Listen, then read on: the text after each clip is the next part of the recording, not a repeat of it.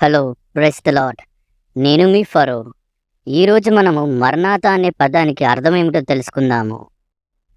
మరణాత అనే పదము అరమిక్ భాష నుంచి వచ్చున్నది. మరణాత అనే పదం రెండు పదాలుగా ఉంది. మరణ్ ప్లస్ ఆత మరణాతగా ఉంది.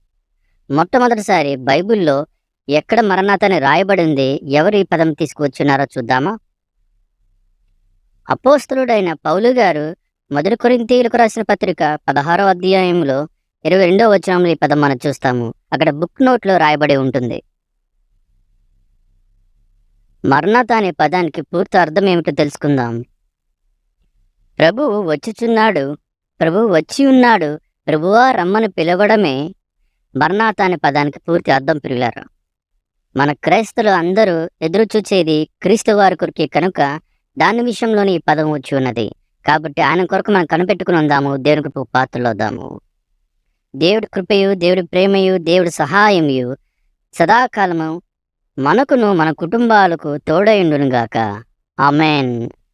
మై డియర్ ఫ్రెండ్స్, మన ఛానల్ని లైక్ చేయండి, షేర్ చేయండి, కామెంట్ చేయండి, సబ్స్క్రైబ్ చేయడం మాత్రం మర్చిపోకండి. Have a nice day. God bless you. Bye.